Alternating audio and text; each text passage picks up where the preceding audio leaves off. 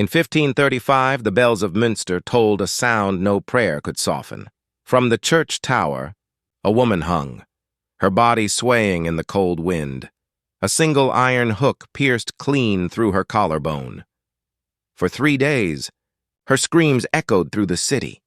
By the 5th day, she could only whisper. By the 8th, silence. That same device, the executioner's hook, was not an outlaw's tool. It was law, used legally across 7 European kingdoms. For over 6 centuries, each use was documented, witnessed, signed, and filed away, not in shadows, but in government archives.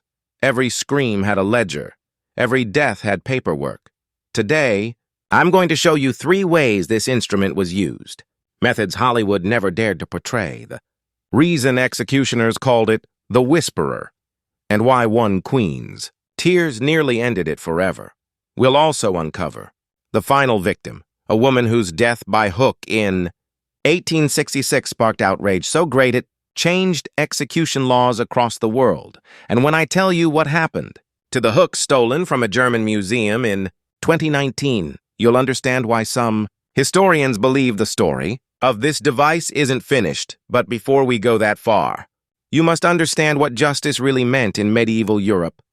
Because here's the truth no one tells you. Medieval punishment wasn't chaos.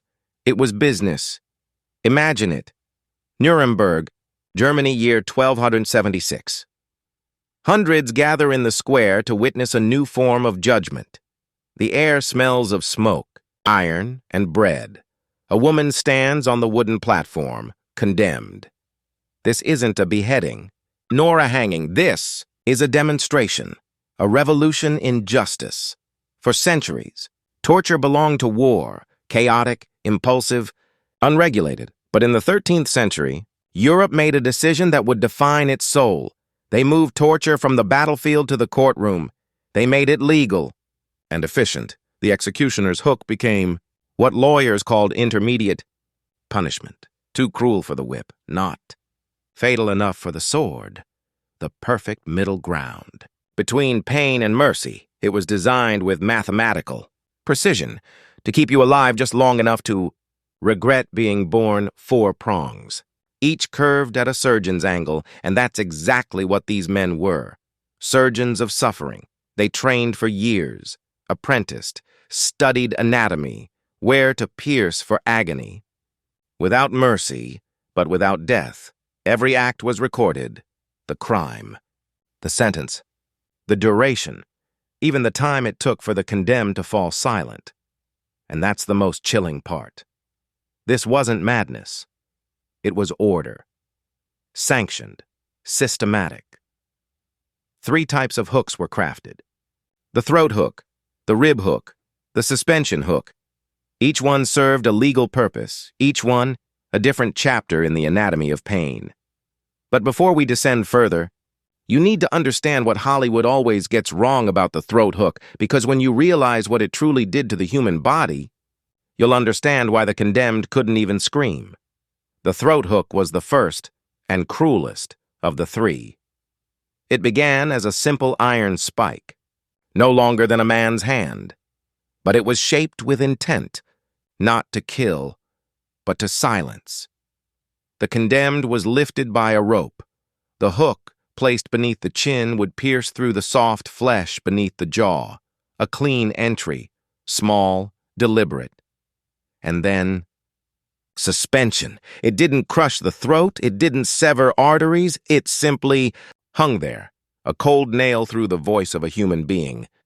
For hours, sometimes days, they would remain that way, unable to scream, their body weight doing the rest of the work, inch by inch.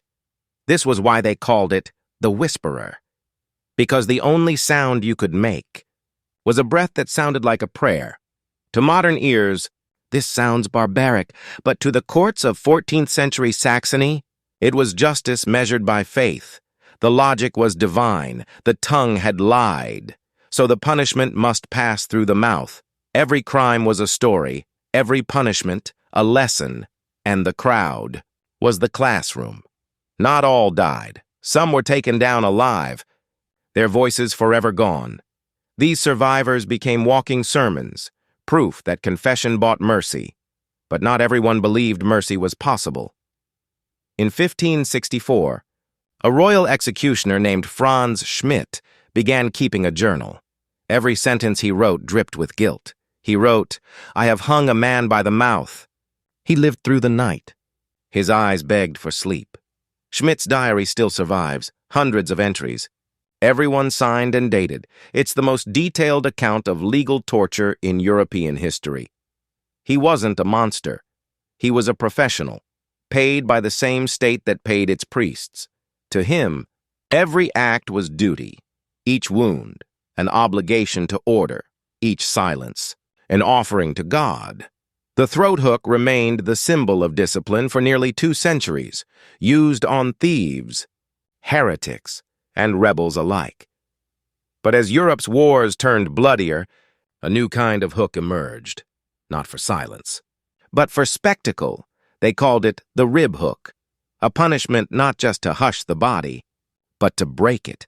This one would make the crowd stay longer, because this one turned suffering into theater, and the first person to feel it was not a criminal at all.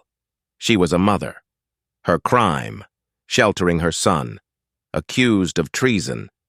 Her name, lost to history. Her fate, the rib hook. The year was 1612, a winter so bitter it froze the Danube. In the village of Regensburg, a crowd gathered before dawn. No music, no laughter, just the sound of boots crunching snow. At the center, bound in chains, stood a woman. Her son had fled the city after a failed rebellion. The court called her guilty by blood. This time, the punishment wasn't about silence. It was about the body, the ribs, the heart, the breath, and it began with a hook sharpened like a blade. Unlike the throat hook, the rib hook was meant to enter deep, sliding between the ribs to lift the body, not by the neck, but by the cage that protects the heart. The woman refused the blindfold. Witnesses said she stared straight at the judge and whispered, "If mercy is gone, let your God watch," when the hook rose beneath her rib cage. The sound wasn't a scream, it was a gasp, sharp, final, as if the air itself turned to glass. And then came the crowd's silence. No jeers, no cheers, only the crackle of fire and the trembling of her shadow on the wall. This was punishment as public scripture. The lesson, that rebellion was not just treason of the mind, but sin of the flesh. By evening, her body still hung there, frozen, preserved by the winter air. The judges ordered her to remain until her son surrendered. He never did. When morning came, the wind had broken her free. She lay in the snow, her arms still chained, the hook still lodged beneath her ribs. That image spread faster than any royal decree. Traders carried the story across cities, and for the first time, people began to question the spectacle of suffering, but the rulers saw a different value. They had turned execution into communication, a message written not in ink, but in pain. By the 1620s, the rib hook had become an official symbol of civil order in parts of Germany and the Netherlands. It was displayed during trials as a warning, sometimes polished, sometimes gilded. It was no longer just iron, it was ceremony, a ritual of deterrence, wrapped in theology. And it worked, at least for the powerful. Fear kept the poor obedient. Silence kept the streets clean. But by the time of the 30 Years' War, even the kings could no longer ignore the cost of their own justice. The same hooks that once silenced thieves were now used on prisoners of war, hung in rows, left to rot in the open wind. Records describe entire fields turned into galleries of the condemned. Every corpse, a message to the next village. Every iron curve, a punctuation mark in the language of fear. But fear has an expiration date, and the moment it stops working, the same people who cheered begin to tremble. In 1637, a queen in Bohemia, her name erased from most records, watched from her window as a young girl was lifted by the rib. The girl was 12, The queen turned away, unable to breathe. And that single moment, a tear falling onto her gown, was the first spark of abolition. Within a decade, her court banned the rib hook entirely, and for the first time in centuries, an executioner melted his own tools. Willingly. But the end of one cruelty rarely means the end of cruelty itself. History just changes the name, and that unbroken one would return again, sharper, colder, built not to hang from the rib, but to lift from the back. They called it the suspension hook, and it was unlike anything the world had ever seen. By the dawn of the 18th century, the world had changed.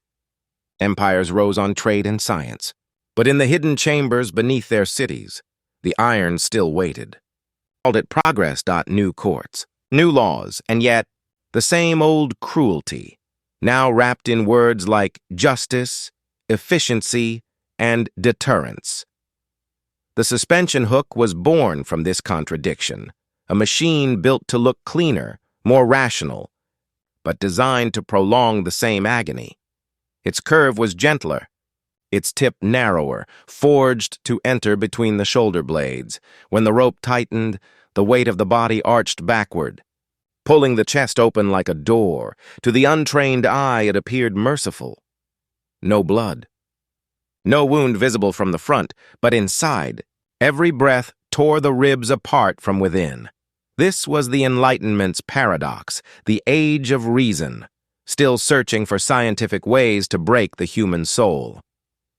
In France, they used it behind monastery walls.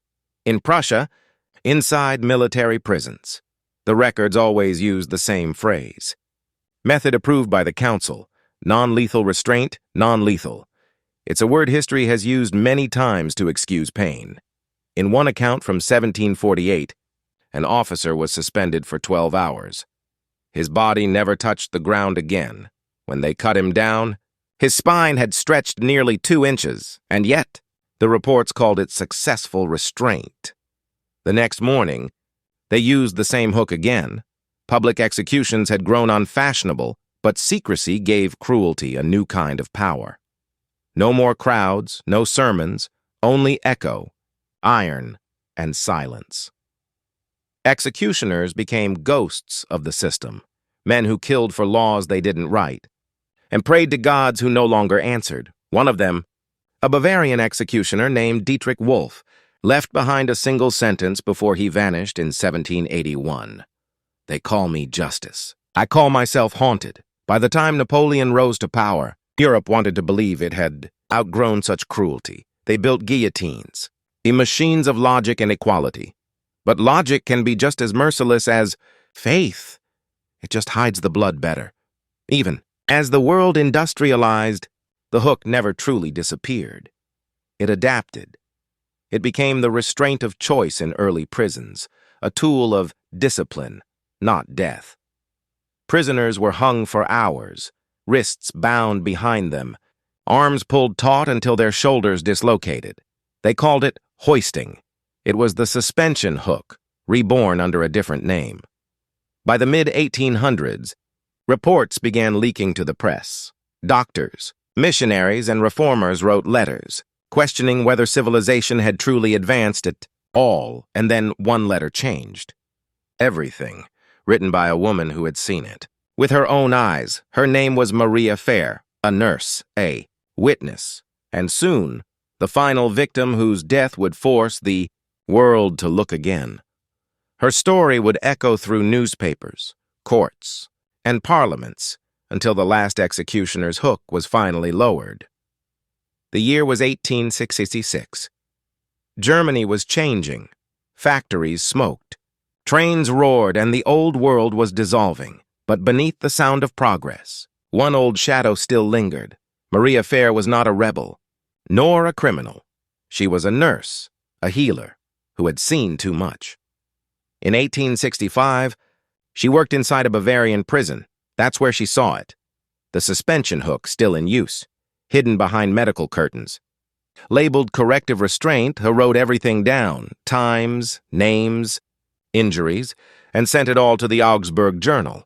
Within weeks, the report spread like wildfire. People couldn't believe it. The hook, a relic of the Dark Ages, still used in the name of order. The state called her a liar, the church called her blasphemous, and the law called her guilty of treason. The irony was brutal. The woman who tried to heal was now condemned to the same device she exposed. Witnesses say she didn't cry. When the executioner asked for her final words, she said only one sentence: "If pain is law, then I forgive the law." At 9:13 a.m., she was lifted by the back. No crowd, no ceremony, just silence. And in that silence, history changed. Within a month, the Augsburg Journal published the details of her death. The headline read, "The nurse who died for the truth." People marched. Writers demanded reform. Even foreign newspapers, London, Paris, Vienna, printed her name. In 1867, the Bavarian Penal Code was rewritten. Every device of physical correction was outlawed, including the hook. For the first time in 6 centuries, Europe had turned away from one of its oldest tools of fear. Maria Fair's grave was unmarked, but her words survived, copied by prisoners, printed by reformers, quoted in sermons. And perhaps that was her message all along, that cruelty doesn't vanish when you hide it in shadows. It only ends when someone dares to write it down. By the late 19th century, nearly every European nation abolished corporal torture. The hook, the rack, the wheel, all banned, but their shapes lingered, because cruelty doesn't die. It evolves. Each age invents its own version, more silent, more clinical, more efficient, and somewhere in a museum, under glass, a single hook remains, its surface polished to a mirror. They say if you stand too close, you can see your own eyes tremble in the reflection, because history, like iron, never forgets its purpose. It only changes hands. Centuries later, the hook sits silent, its edges dull, its purpose forgotten by all but a few historians. But if you listen closely, if you wait long enough, you can still feel the air shift around it. Pain leaves no monument, only echoes, carried through time, through stories, through the hands of those who refused to look away. The hook was never just a weapon, it was a mirror, one that showed Europe what it looked like when mercy was replaced by order. And that reflection still matters, because the instruments may change, but the hunger for control remains. Today, torture wears different faces. It speaks in isolation, silence, surveillance.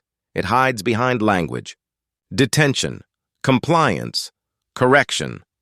But the shadow of the hook reminds us every system built on pain believes it serves justice, until history opens its eyes again. Maria Fair's words survive in one torn letter, a single line that feels like it was written for us. And maybe that's the truth that endures, that no empire, no creed, no law can erase the memory of compassion. For 600 years, the hook hung above mankind like a shadow. But shadows cannot survive the dawn. The hook no longer holds a body. It holds a lesson. And if history has taught us anything, it's that the most dangerous tool ever made was never forged from iron. It was forged in belief. It was forged in belief.